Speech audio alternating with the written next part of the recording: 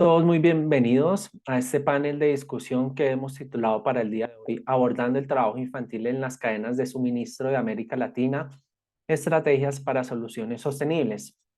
Les habla Diego González y soy el coordinador de los temas de género, infancia, Prime y apoyo en comunicaciones del Pacto Global Red Colombia, una iniciativa del Sistema de Naciones Unidas que promueve prácticas más sostenibles con el sector empresarial, entre otros actores, enfocados en cuatro temas principales: derechos humanos, medio ambiente, estándares laborales y lucha contra la corrupción.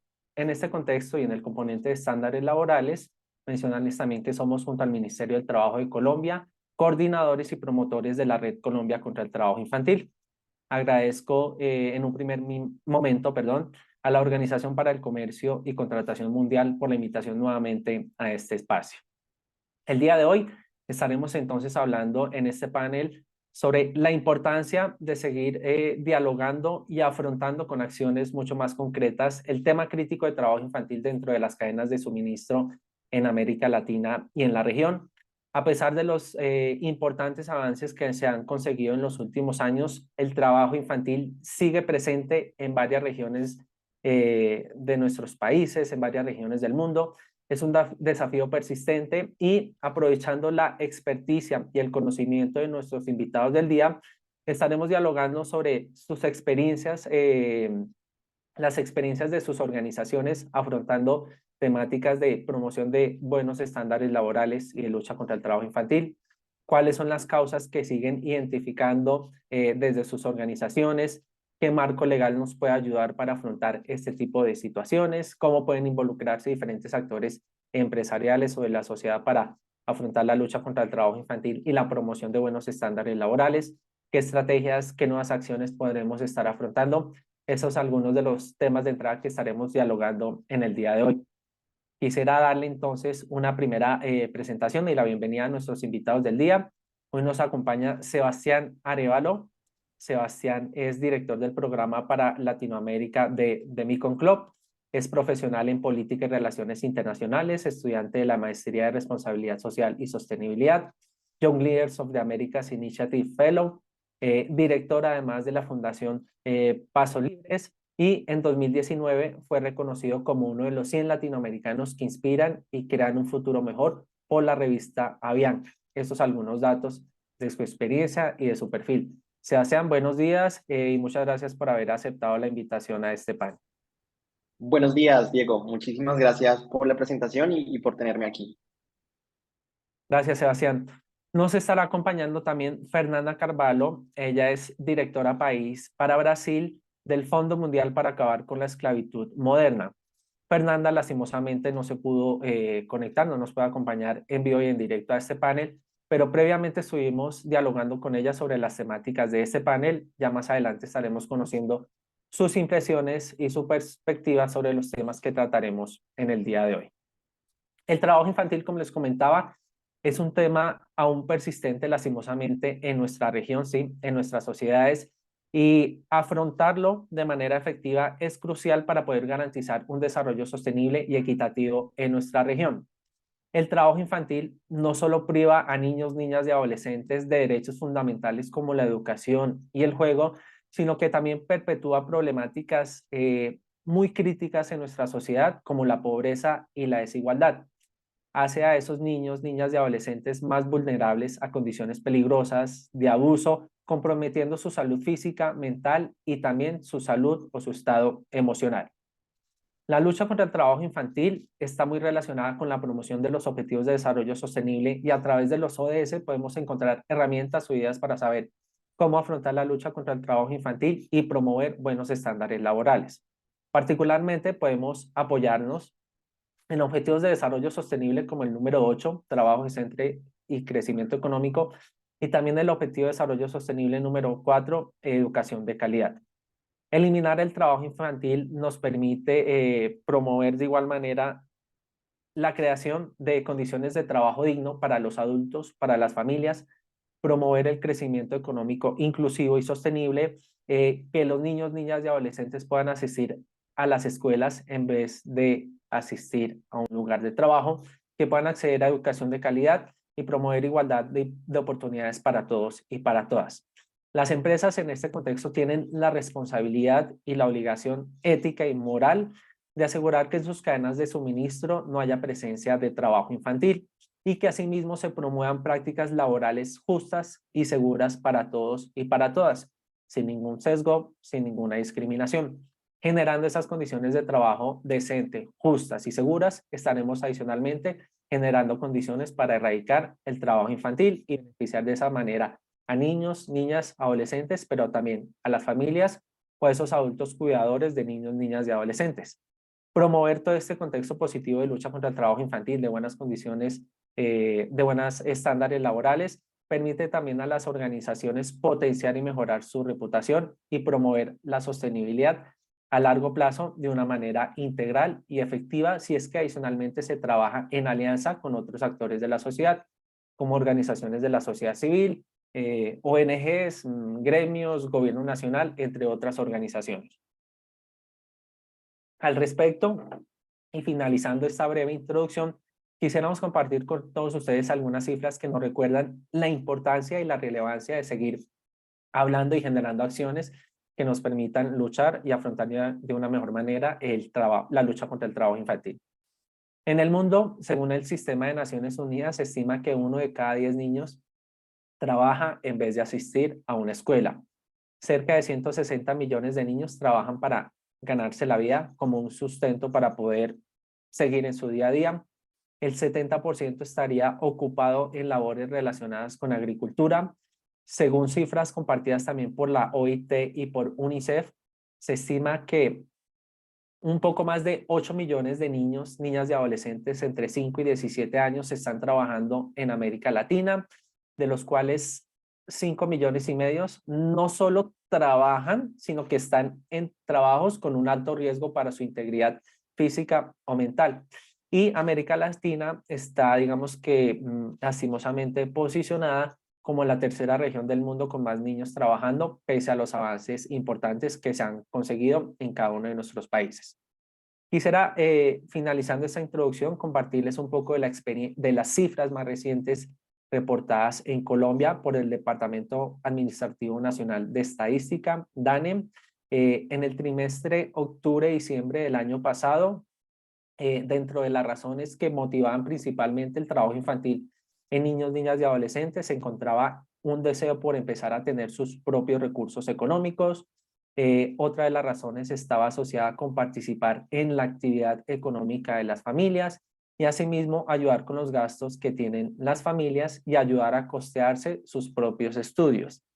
En ese mismo periodo, recordemos octubre a diciembre de 2023, en Colombia, el total nacional de población de 5 a 17 años que estuvo trabajando se estimó en unas 310.000 personas.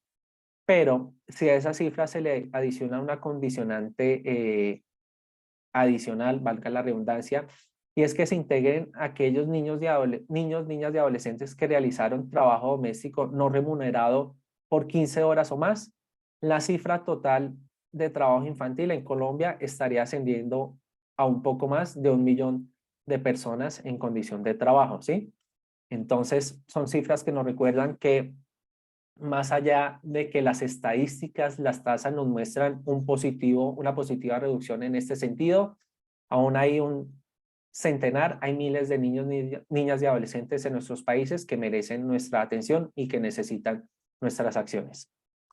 Al respecto, entonces quisiera iniciar contigo, Sebastián, ¿sí? Recordemos, Sebastián es director del programa de América Latina para Mekong Club, para que nos cuentes un poco sobre el perfil de esta organización, ¿sí? ¿Cuál es su perspectiva sobre esta problemática, causas adicionales que ustedes hayan encontrado y tal vez alguna buena práctica o un caso exitoso en este contexto? Sebastián, adelante. Gracias, Diego. Voy a compartir mi pantalla. Creo que Ya la ya vemos la allí. pueden ver en este Sí, momento. efectivamente.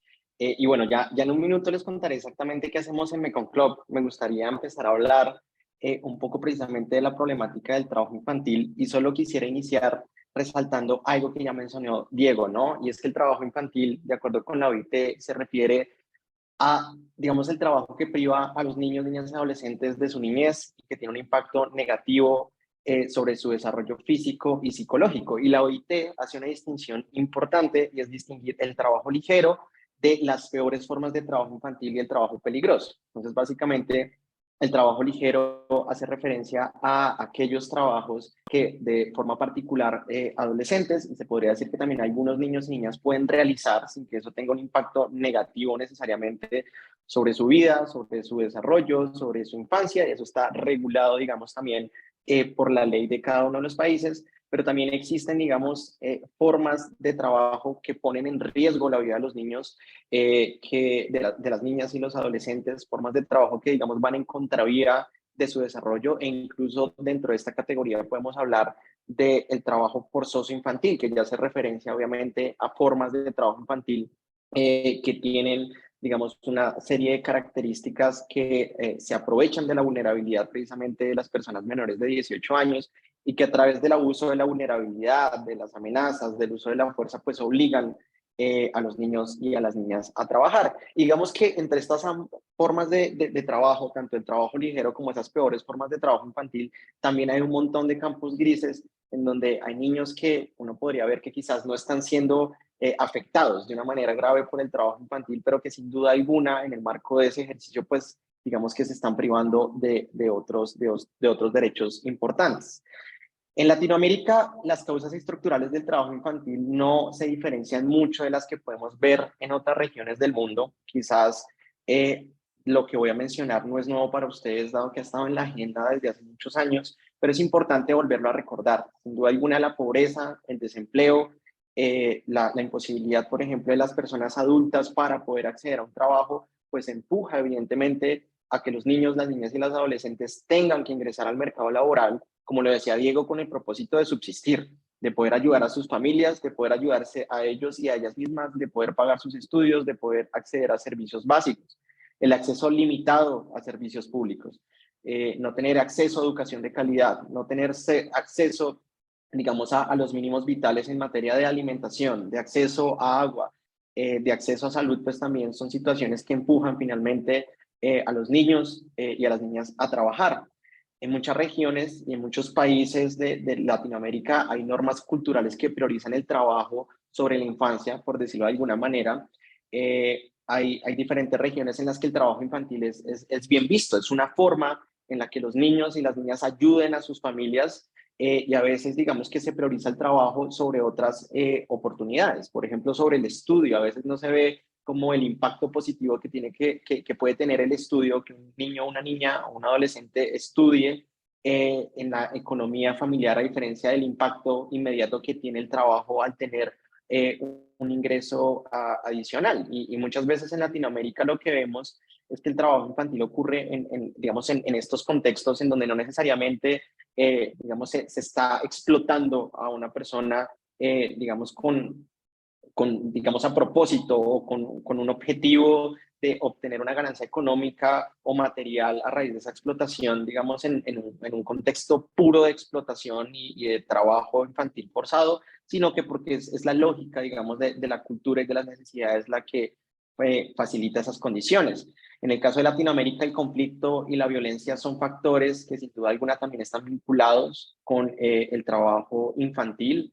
En el caso del conflicto armado en Colombia, por ejemplo, podemos ver trabajo infantil en las plantaciones de coca, que evidentemente pues ahí ya no estamos hablando necesariamente de las cadenas de suministro de la economía formal, pero es como algo que es importante mencionar. Y también el impacto que el conflicto y la violencia tienen sobre las oportunidades, sobre el empleo, sobre la educación, incluso sobre los movimientos migratorios, pues también está muy vinculado con el trabajo infantil. Y precisamente la migración involuntaria o desorganizada, pues también es un factor que en ese movimiento de los grupos familiares, pues también empuja a los niños a tener que trabajar. Cuando nosotros hablamos desde la perspectiva de las empresas y, digamos, abordando específicamente el trabajo infantil en las cadenas de suministro, como lo decía Diego, en Latinoamérica se han dado pasos importantes para abordar la problemática, particularmente en la economía formal.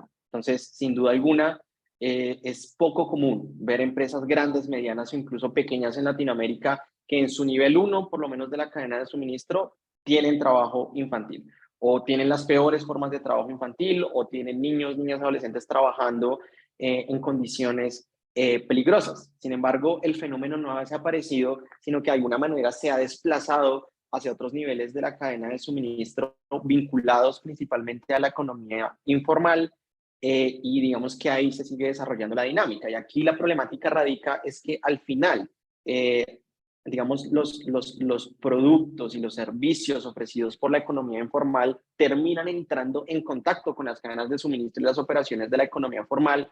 Luego, entonces, las empresas siguen teniendo una responsabilidad grande para poder abordar la problemática. Y si bien en la mayoría de los casos, recalco, ya no podemos ver trabajo infantil en ese nivel 1 de la cadena de suministro, ¿no? Con nuestros empleados directos, con nuestros proveedores más cercanos, pues la realidad es que la mayoría de las empresas sí siguen conectadas con diferentes dinámicas de trabajo infantil de manera indirecta. Y uno podría hablar de que hay dos dinámicas particulares a considerar cuando hablamos de este tema. Y número uno, digamos, algo que permite que siga habiendo trabajo infantil ligado a las cadenas de suministro, es la propia gestión de la cadena de suministro y particularmente la falta de trazabilidad y de control sobre los niveles 2 y 3 de las cadenas de suministro. Entonces, recalco, las empresas conocen muy bien sus empleados directos, sus proveedores más grandes, más importantes, pero cuando hablamos de los proveedores de mis proveedores, e incluso de dónde salen las materias primas o los servicios que el proveedor de mi proveedor utiliza para poderme prestar servicios a mí o para poder proveerme de bienes a mí como una empresa grande o mediana, realmente ya no conozco tanto mi cadena de suministro y ahí sigue habiendo oportunidades para la prevalencia del trabajo infantil.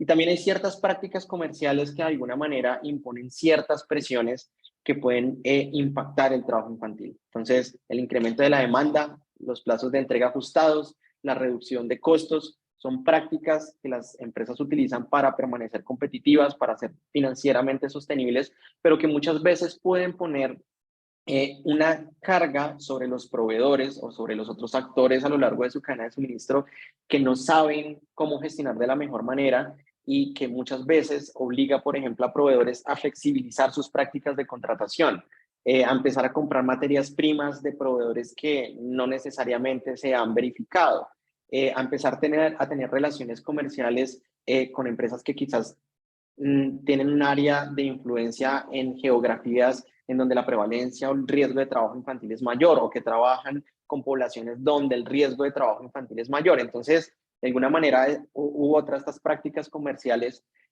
también pueden, digamos, indirectamente fomentar formas de trabajo infantil de manera indirecta, recalco, sin que la empresa a propósito diga, oiga, es que yo quiero contratar niños para reducir mis costos. Es, más bien esas prácticas comerciales tienen un impacto sobre esos proveedores y sobre esos actores a lo largo de la cadena de suministro que pueden facilitar esos escenarios de trabajo infantil.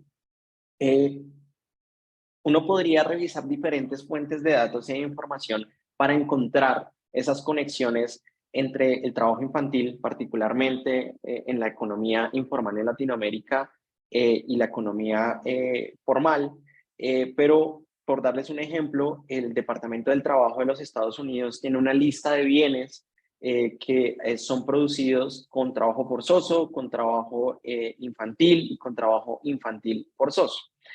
Y en el caso de América Latina hay muchísimos productos importantes, particularmente del sector de la agricultura y de la minería, que siguen apareciendo en esa lista. Entonces, en México, las alberjas verdes, en Chile, eh, las berenjenas, la ropa, algunos productos de cuero, los melones, las cebollas, la caña de azúcar, el tabaco.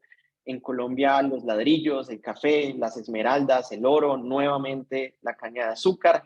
En el caso de Ecuador, los bananos, los bovinos, ladrillos, oro, la carne de cerdo, la carne de pollo, el arroz. En el caso de Argentina, las frambuesas, nuevamente los ladrillos, el algodón, la ropa, que incluso se ha identificado que hay ciertas maquilas que han utilizado trabajo forzoso infantil, o sea, ya una forma, digamos, bastante grave de trabajo infantil, las uvas, las fresas, el tomate e incluso la yerba mate. Y claro, uno podría pensar que muchos de estos productos se producen en el contexto de economías informales para el consumo local. Y puede que en Ecuador tengamos una pequeña finca en donde ha sido tradicional que los niños trabajen y al final esos bananos se consumen en la economía local, pero la realidad es que muchos de estos productos, como por ejemplo el oro o la ropa o la carne de cerdo o el arroz, terminan vinculados a las cadenas de suministro de empresas mucho más grandes. Entonces ahí es cuando nos empezamos a dar cuenta de que esas conexiones siguen muy vigentes en la región y básicamente pues hay una gran variedad de industrias que continúan en riesgo de emplear el trabajo infantil muchas veces de manera indirecta. Casos concretos, por ejemplo, Madre de Dios en Perú, esto es en el sur de Perú, en límites con Bolivia. Desde hace años sabemos que hay una fuerte presencia de minería ilegal y artesanal en Madre de Dios, en donde hay trabajo infantil, gran parte de ese trabajo destinado a la extracción de oro. Ese oro finalmente entra o es comprado por proveedores locales que a su vez, digamos, se lo venden a empresas que fabrican joyería o que incluso lo exportan a otros países para la fabricación de componentes tecnológicos. Una clara conexión entre el trabajo infantil y las cadenas de suministro formales. En Colombia, la deforestación. Siempre que pensamos en deforestación, pensamos en Sebastián, el impacto, sí, disculpa, nos quedan cerca de 2 minutos para este primer segmento, entonces por favor, que vayas cerrando perfecto. tu primera intervención. Gracias. Perfecto. Tiene también ahí, digamos que nunca pensamos en las personas que al final también extraen esta madera. Y menciono este ejemplo porque la madera no está identificada como un sector en el que haya trabajo infantil en Colombia. Pero si nosotros empezamos a investigar a lo largo de la cadena de suministro, es posible que muchas de las empresas que hacen muebles o que utilizan la madera como una materia prima pueden estar vinculados con trabajo infantil que no conocemos porque realmente no sabemos cómo buscarlo y cómo trazar esa cadena de suministro. Y es precisamente ahí donde entra el trabajo de Mekong Club. Mekong Club básicamente trabaja con empresas del sector privado, con diferentes industrias, para lograr prácticas sostenibles contra la esclavitud moderna. Nosotros trabajamos con asociaciones de negocios, particularmente el sector financiero, la hotelería, la manufactura y el retail, y pues ofrecemos diferentes servicios de consultoría, de entrenamiento, de evaluaciones, de autoevaluaciones de esclavitud moderna en términos generales, incluyendo el trabajo infantil y el trabajo forzoso.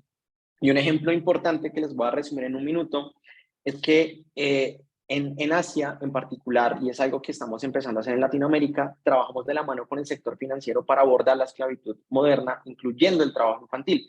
Quizás uno de los sectores que consideramos que es más formal, que es más difícil que esté conectado de alguna manera con el trabajo infantil, pero la verdad es que a través de los servicios, productos y relaciones corporativas, operaciones o su cadena de suministro sigue conectado con el trabajo infantil y con el trabajo, digamos, la esclavitud moderna en términos generales. Y es por eso que desarrollamos una alianza, la primera alianza de bancos del Asia-Pacífico contra la esclavitud moderna, incluido el trabajo infantil. Y lo que hicimos con estos bancos fue trabajar para identificar tipologías específicas, básicamente formas en que la esclavitud moderna, incluido el trabajo infantil, ocurren en conexión con los bancos y descubrimos que hay muchas conexiones de productos que se utilizan para transferir dineros vinculados al trabajo infantil o incluso de inversiones que se hacen en grandes sectores vinculados al trabajo infantil. Básicamente lo que hicimos fue descubrir los riesgos concretos que enfrenta el sector financiero en el Asia-Pacífico vinculados a la esclavitud moderna, incluido el trabajo infantil. Un poco el mensaje acá, Diego, para cerrar, es que debemos trabajar o seguir trabajando con las empresas para identificar cómo se ve el trabajo infantil a lo largo de las cadenas de suministro y de las operaciones para poderlo abordar de manera concreta. Gracias, Sebastián. Una consulta y es si de pronto quisiéramos conocer más sobre ese caso de éxito en Asia, ese trabajo que hacen con el sector financiero y bancario, ¿dónde podríamos encontrar de pronto más información para profundizar? Pueden encontrarlo en la página de Mekong Club. Ya la voy a compartir por el chat para que todas las personas lo puedan tener y les voy a incluir también el link específico de este proyecto de alianza con los bancos. Gracias, Sebastián. Entonces, por favor, aguarda ahí en línea unos minutos y ya retomaremos contacto contigo.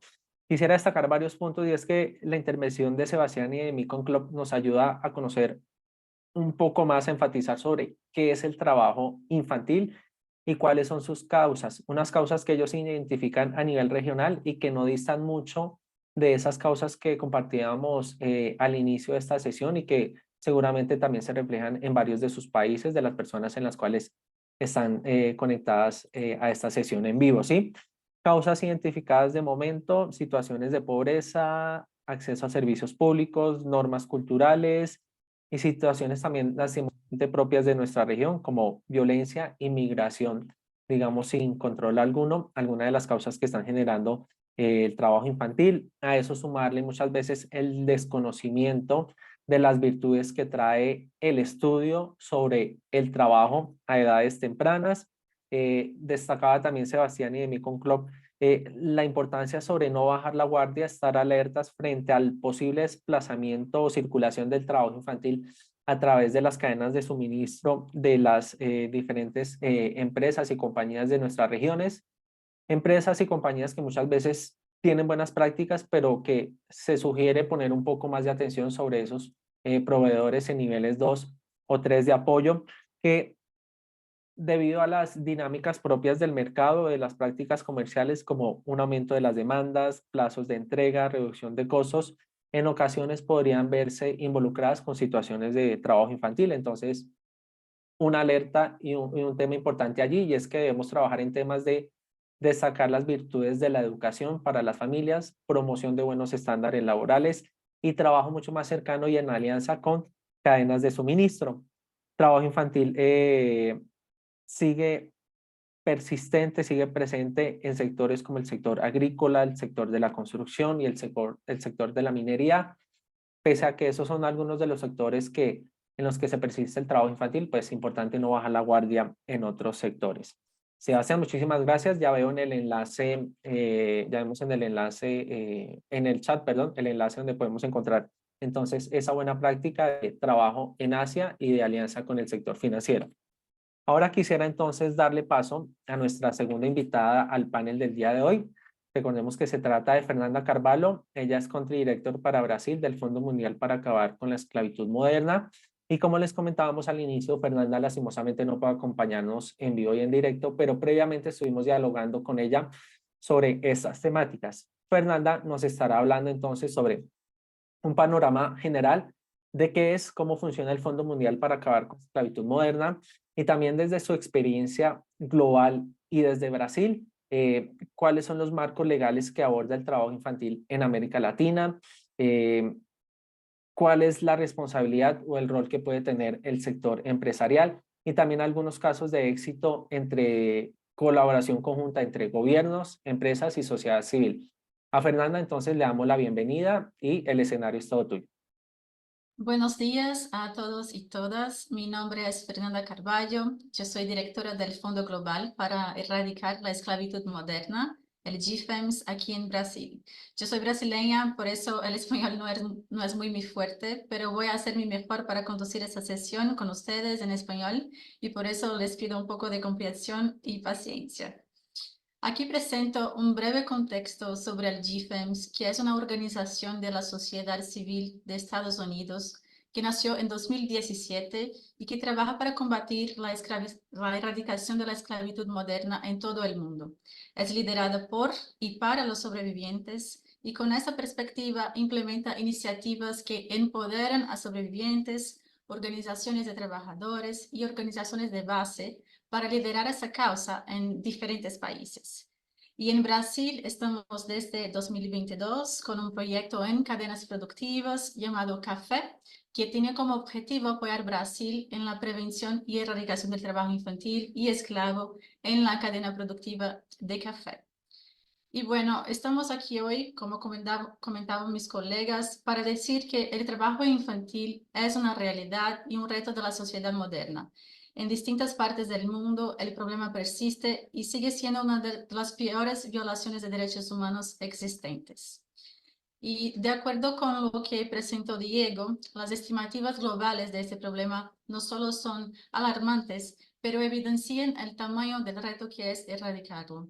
Solo en Brasil, por ejemplo, tenemos casi 2 millones de niños, niñas y adolescentes ocupados, siendo más de 750.000 en las peores formas. Más de medio millón están ocupados en la zona rural y de estos, más de 400.000 en la agricultura familiar. Y desde la actuación de la Inspección de Trabajo, más de 2.000 ya fueron retirados del trabajo infantil en Brasil y más de 1.100 identificados como en situación de trabajo infantil forzoso. Y sin embargo, esos datos son muy preocupantes. Vale decir que lo que se puede estimar es solamente que eso es la punta del iceberg del problema. En que pese en Brasil la producción estadística sea relevante, sabemos que hay un subregistro significativo de casos y que muchas veces la naturalización del trabajo infantil en una sociedad impactada por la pobreza lleva a ese subregistro. Y de nuevo, si hablamos de las causas raíz que llevan al trabajo infantil, como bien abordado por Sebastián, estamos hablando también de la existencia de un círculo vicioso de trabajo infantil y trabajo forzoso que se funda en esa pobreza estructurante. Como pueden ver en esa imagen, la pobreza, la desigualdad y la desestructuración familiar son algunas de las causas que hacen con que familias se vean en un contexto de bajos ingresos, de niños que abandonan escuelas para trabajar y por eso acaban analfabetas. Y en un escenario de trabajo infantil en que esos niños se ven obligados a contribuir para el aumento de renta de la familia, esos niños sufren una exclusión socioproductiva y en el futuro, debido a los gaps de educación, formación profesional adecuada, se genera por lo tanto déficits estructurales de trabajo decentes y se aumenta un contexto de vulnerabilidad y exclusión social que lleva a una condición de trabajo forzoso en la vida adulta. Y en ese contexto, ese círculo vicioso se repite en la medida en que los hijos de ese mismo trabajador mucho probablemente también seguirán los mismos pasos rumbo a la explotación laboral en un nítido fenómeno intergeneracional. Y un dato que señala esa realidad es que solamente en Brasil 80% de los trabajadores rescatados del trabajo forzoso dicen que también trabajaron en la infancia. Entonces, ese es el círculo vicioso que lleva el trabajo infantil, de trabajo infantil al trabajo forzoso. Y cuando miramos los datos sobre los efectos del trabajo infantil, sobre la calidad de la inserción en el mercado laboral, las estadísticas muestran ese impacto en la realidad, ¿no? Las personas que estaban en el mercado laboral en el año de esa investigación, de esos datos que muestro aquí, y que comenzaron a trabajar antes o hasta los 9 años, el 17% no tenía educación y solo 4% tenía una educación superior completa. Y de eso, solamente 19% fueron empleados con contratos formales. Ya entre las personas que comenzaron a trabajar a los 18 o 19 años, solamente el 1.5% no tenía educación y el 37% tenía 15 o más años de educación. Y de esos, 47% estaban empleados con contratos formales. Y la diferencia de ingresos de ambos fue el doble, es decir, la evidencia es muy contundente. Entonces pueden ver lo que el trabajo infantil impacta sobre la empleabilidad y las condiciones laborales en el futuro de una persona.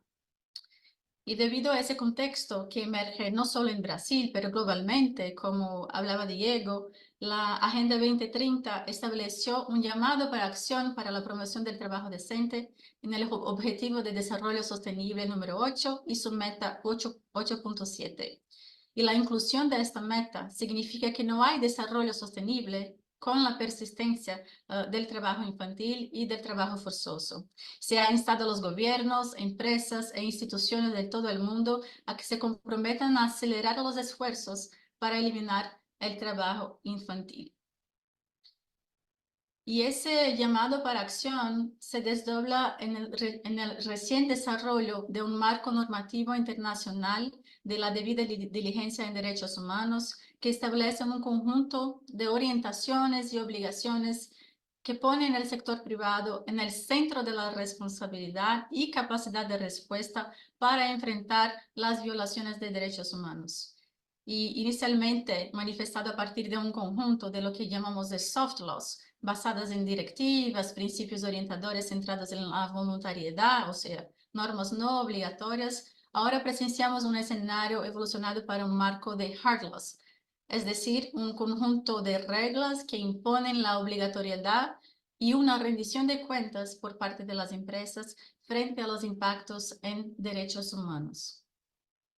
Y en todo el mundo, legislaciones referentes a la debida diligencia en derechos humanos están siendo propuestas o aprobadas, significando que las empresas deben ejercer el deber de cuidado más significativo, no solamente investigando condiciones dentro de sus propios ámbitos de operación, pero también entre sus proveedores, directos o indirectos, en toda la extensión de las cadenas productivas e incluso ultrapasando las fronteras de operación de sus matrices a niveles transnacionales.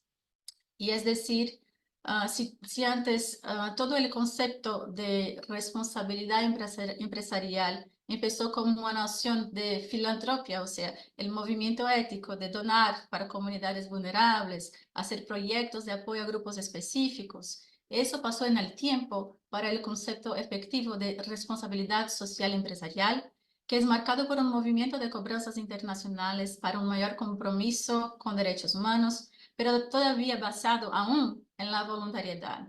Y ahora tenemos una evolución para esa obligatoriedad que se refleja en el concepto de conducta empresarial responsable en el marco que mencionaba de la debida diligencia en derechos humanos, lo que significa no solamente una responsabilidad, pero la posibilidad de rendición de cuentas, ¿no? El accountability en caso de daños sociales y ambientales en cadenas productivas.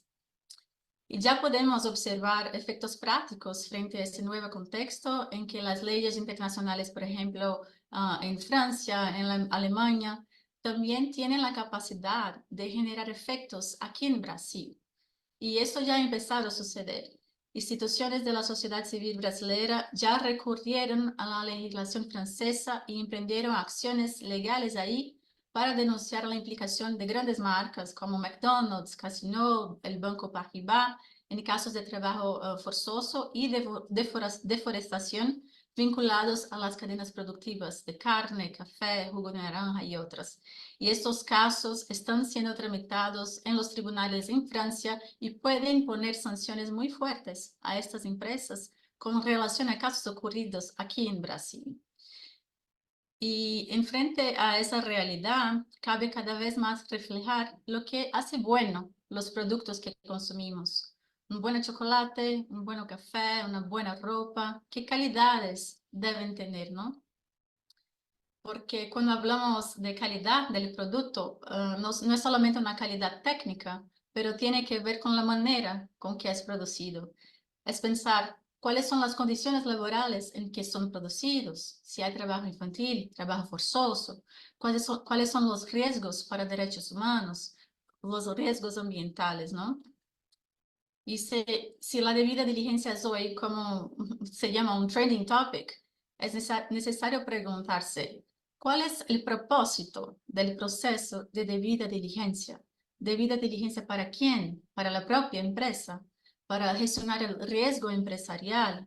¿Gestionar el riesgo reputacional? ¿O para proteger a la gente y los derechos humanos? En ese sentido, es necesario cambiar el enfoque de la propia gestión de riesgos y situar a las personas en el centro de la debida diligencia en materia de derechos humanos. Y por fin, para no dejar de abordar algunas soluciones prácticas en términos del enfrentamiento al trabajo infantil y trabajo forzoso, es importante dar un destaque especial para la iniciativa del aprendizaje profesional aquí en Brasil y creo que hay en muchos otros países también. Trátase de un ejemplo de colaboración entre gobierno, empresas y la sociedad civil muy importante. Y en Brasil, así como en esos otros lugares del mundo, el aprendizaje profesional consiste en ofrecer un trabajo protegido para los jóvenes entre 14 y 24 años, que resulta en una oportunidad de inserción laboral mediante la formación y calificación para que adquieran los conocimientos necesarios para su desempeño profesional, convirtiéndose en trabajadores más preparados y más calificados. Y en nuestro país, eso ha sido una política pública prevista en la legislación federal que facilita la transición entre la escuela y el trabajo y que contribuye para la erradicación del trabajo infantil y para la prevención del trabajo forzoso. Pero todavía persisten algunos desafíos. Por ejemplo, en 2023, los datos sugieren que había casi 1 millón de cuotas de aprendizaje disponibles en las empresas, pero solamente un poco más de 50% de vacantes habían sido ocupadas en el mismo año. Y un análisis de ese contexto lleva a la reflexión de la dimensión de los desafíos, ya que mismo habiendo las cuotas, existe un alto índice de vulnerabilidad social, falta de acceso a la educación en la infancia que genera déficits de inclusión social, así como el déficit de la propia capacidad del gobierno de monitorar el cumplimiento de estas cuotas y por eso ellas no se quedan llenadas, ¿no? En ese sentido, y visando superar algunos de esos desafíos, se desarrollaron en Brasil, me disculpe, algunos proyectos importantes que tienen el objetivo de promover un aprendizaje profesional más inclusivo, como proyectos de la OIT y de una entidad de la sociedad civil brasileña llamada Instituto Trabajo Decente, que promueven un aprendizaje profesional más inclusivo. Y por fin también quiero destacar la implementación de un mecanismo de reclamación innovador y en línea con los mandamientos de las distintas leyes de debida diligencia en derechos humanos que estamos desarrollando en Brasil en cadenas productivas rurales principalmente, que se llama Nossa Voz en portugués, pero Nuestra Voz. Tiene el objetivo de servir como un sistema de alerta y respuesta preventivo para violaciones de derechos humanos y fornecer una línea de ayuda accesible para los trabajadores. Y los invito a conocer más sobre esos proyectos para profundizar el conocimiento sobre buenas prácticas que puede incluso servir de un modelo para actuación. Bueno, yo creo que mi tiempo ya está extrapolado hace mucho, entonces muchas gracias por la escucha y me quedo a disposición para preguntas o para reunirme con ustedes para cambiar experiencias y conocimiento. Muchas gracias. A Fernanda, muchísimas gracias. Coincidimos entonces en varios puntos que ya hemos expuesto desde la experiencia del Pacto Global, desde la experiencia de Milcom Club con Sebastián, y es que hay unas causas raíces que deben también afrontarse, ¿sí? Es decir, el trabajo infantil puede y debe seguir afrontándose, por ejemplo, denunciando ante las autoridades, ¿sí? Todo posible caso de trabajo infantil. Pero si no abordamos esas causas raíz o esas causas habilitantes, la problemática continuará.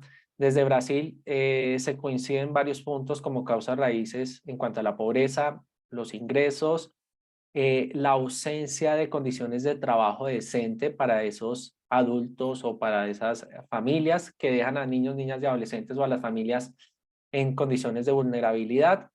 A nivel internacional, la invitación también para todos los asistentes a este webinar y para todas las organizaciones es que consultemos cuál es ese marco internacional de leyes, de herramientas, de guías para incorporar procesos de debida diligencia en derechos humanos en nuestras organizaciones, ¿sí? Hoy estamos reunidas, por ejemplo, varias organizaciones en este conversatorio. Está The Milcom Club, está el Pacto Global de las Naciones Unidas, está el Fondo Mundial para Acabar con la Esclavitud Moderna, está la Organización para el Comercio y Contratación Mundial. Sea cual sea su interés, sus necesidades, sus capacidades, apóyense en el trabajo de alianzas para conocer cómo afrontar este tipo de dificultades.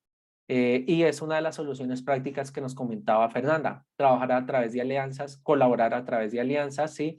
Generar condiciones de trabajo protegido, condiciones de trabajo decente para los adolescentes, ¿sí? Y hay una invitación adicional de mi parte y es a que consultemos las metas o los objetivos puntuales del ODS número 8, ¿sí?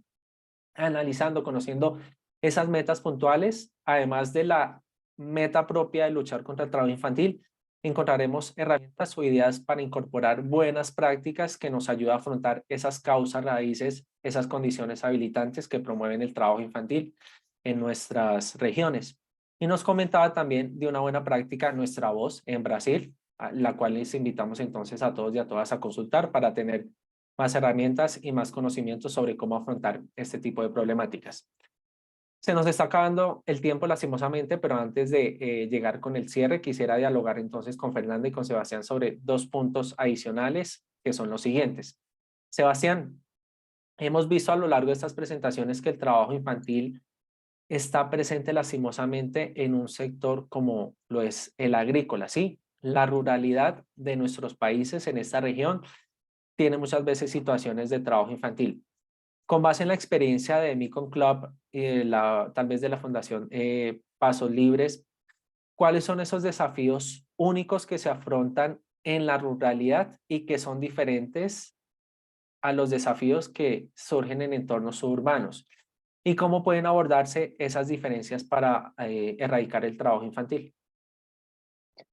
Bueno, Diego, sí, justamente como tú le decías, alrededor del 70% del trabajo infantil justamente está presente en el sector de la agricultura. Y yo creo que un reto particular es precisamente que lamentablemente en Latinoamérica los sectores rurales son algunos de los sectores donde hay menos acceso a servicios públicos. Entonces no hay una oferta educativa sólida, no hay acceso a salud, no hay acceso, digamos, a diferentes medios que permitan precisamente pues, a las personas tener una vida digna y una vida, digamos, cómoda, y eso precisamente dificulta abordar el trabajo infantil. Definitivamente, digamos, se sigue requiriendo que los niños, las niñas y los adolescentes trabajen para poder brindar un sustento a sus familias. Ligado a eso, pues está la propia, digamos, lejanía de las zonas rurales y las condiciones de, digamos, de aislamiento en donde tienen que trabajar las personas. Digamos que son trabajos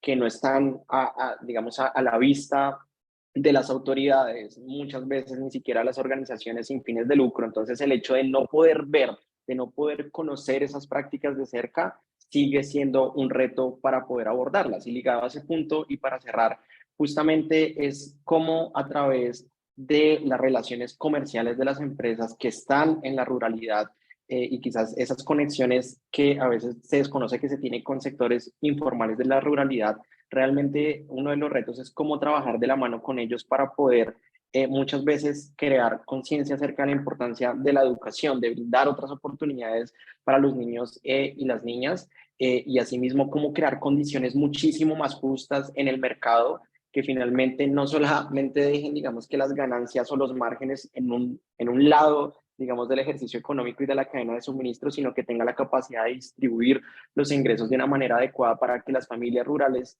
puedan tener mejores ingresos y eso, digamos, que no, de alguna manera, cree las condiciones para que los niños o las niñas tengan que trabajar.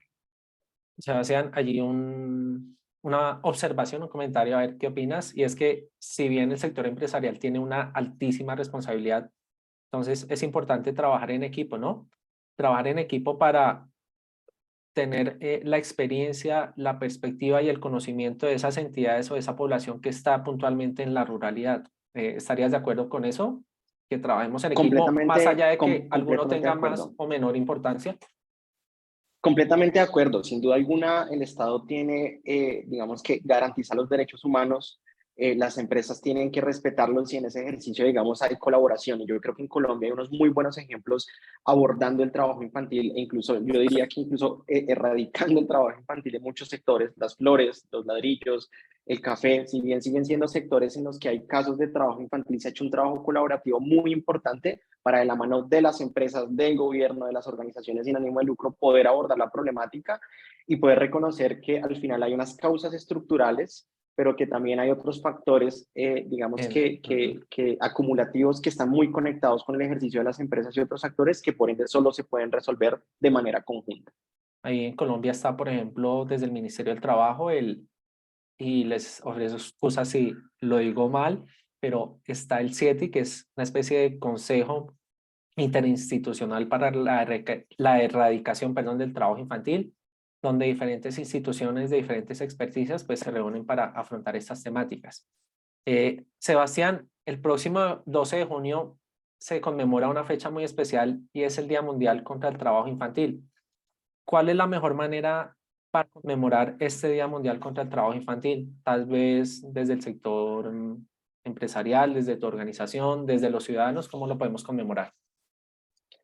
Bueno, a mí me gustaría responderte en este caso desde la perspectiva de los ciudadanos y tomando y trayendo a colación un comentario que hacía Fernanda y es, Yo creo que tenemos que seguir siendo conscientes de cómo compramos y de lo que compramos. Claramente no todas las personas tienen la posibilidad de elegir qué compran, pero hay muchos que quizás podemos hacerlo. Entonces yo creo que hay que ser consciente de que cuando compramos productos, de que cuando adquirimos servicios, no solo se trata la calidad de ese producto, sino de considerar el impacto que producir ese producto tiene a lo largo de esa cadena de suministro, y sin duda alguna, tomando mejores decisiones, también podemos impulsar las mejores prácticas por parte de las empresas, podemos abrir caminos también para que se sigan ofreciendo mejores productos y mejores servicios que no solamente consideren el impacto que tienen sobre el ambiente, sino el impacto que tienen sobre la sociedad y los derechos humanos. Y yo creo que eso es algo que todos podemos hacer independientemente de que seamos empresarios, de que seamos pues las personas que consuman, que compren, seamos profesores, estudiantes, activistas, lo que sea. Creo que tomar mejores decisiones a la hora de comprar nuestros productos y exigir un poquito más, a veces en los estándares sociales con los que se producen, es una gran forma de conmemorar ese día y de hacer la diferencia. Gracias, Sebastián. Ahora quisiéramos entonces conocer la opinión de Fernanda, cómo conmemorar también este próximo 12 de junio, Día Mundial contra el Trabajo Infantil. De igual manera, conocer de Fernanda cómo afrontar esas dificultades propias que afrontan niños, niñas y adolescentes en la ruralidad. Allí entonces sí nos ayudan con la opinión de Sí, Fernanda. Diego, muchas Adelante. gracias. Sí, Diego, muchas gracias por la pregunta. De hecho, el 12 de junio es un importante marco de reflexión sobre el papel que tienen los ciudadanos, empresas, gobiernos y entidades de la sociedad civil para comprender su rol y responsabilidad que cada uno tiene frente a la contribución para la meta de 8.7 de los ODS, ¿no? Y a los ciudadanos cabe siempre cuestionar la origen de los productos que son consumidos, cobrar a sus gobernantes. A las empresas cabe dar pasos más efectivos en términos de una debida diligencia correcta, no solo basada en un proceso para cumplir reglas, pero para entender su poder de transformación con buenas prácticas y que sean más estructurantes, ¿no? Y para la sociedad civil es un marco de manifiesto de control social que reafirma su rol de generar conocimiento, de cobrar de todos y todas la adopción de compromisos más claros, concretos, y que sean capaces de superar los desafíos, de no dejar nadie para atrás, porque el progreso económico solo hace sentido si basado en la promoción del trabajo decente y de los derechos humanos. Entonces, esa es mi reflexión sobre esa pregunta y esa importante fecha, esa data de conmemoración. A Fernanda le agradecemos también entonces por su respuesta, por su participación. Importante entonces conmemorar el próximo 12 de junio, Día Mundial contra el Trabajo Infantil, pero no limitarnos a conmemorarlo y a conocer sobre esta temática en ese día puntualmente, sino que a lo largo del año estamos trabajando y desarrollando los puntos que hemos mencionado el día de hoy, ¿sí? ¿Cuáles son esas condiciones habilitantes, esas causas del trabajo infantil en nuestras regiones y el trabajo a través de alianzas, ¿sí?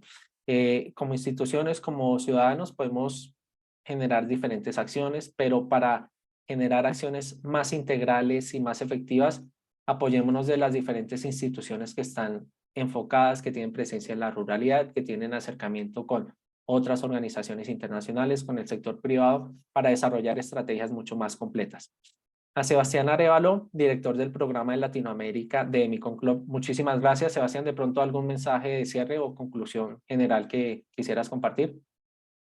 No, agradecer por la invitación y yo solo para cerrar, creo que así como pues has resaltado un poco el trabajo de nuestras organizaciones, yo resaltaría nuevamente pues el trabajo que hace el Global Compact en Colombia, en la región, en todos los países en los que está presente, y yo creo que pues de nuestra parte, de todas las organizaciones que trabajamos en este campo y digamos atendiendo tu mensaje de la colaboración, súper abiertos a continuar colaborando en iniciativas como las de ustedes y a seguir transformando e empujando cambios como los que ustedes han transformado. Entonces, solo quería resaltar también pues, el trabajo de tu agencia y pues hacer un llamado a todas las personas que asistieron a esta sesión a seguir yendo más allá, seguir poniéndonos estándares aún más altos para seguir abordando la problemática, y cada vez que tengamos logros, no solo mirar lo que hemos logrado y celebrarlo, sino mirar cuál es el siguiente paso para seguir adoptando los mejores estándares, los mejores lineamientos y las mejores prácticas para abordar el trabajo infantil. Gracias, Sebastián, y agradecemos también a Fernanda Carvalho. Ella es Country Director para Brasil del Fondo Mundial para Acabar con la Esclavitud Moderna. A Fernanda, que estuvo dialogando minutos previos con nosotros. Muchísimas gracias por haber acompañado este espacio. Y a todo el equipo que organiza este espacio, al equipo de la Organización para el Comercio y Contratación Mundial, muchísimas gracias por la invitación, por su apoyo. De manera especial a Nikki y a Beatriz Castilla por acompañarnos en este espacio. A todos y a todas, muchísimas gracias por haber estado en este panel abordando el trabajo infantil en las cadenas de suministro de América Latina, estrategias para soluciones sostenibles. Les estuvo acompañando también Diego González del Pacto Global Red Colombia y esperamos que disfruten del resto de la jornada. Muchísimas gracias y hasta una próxima ocasión.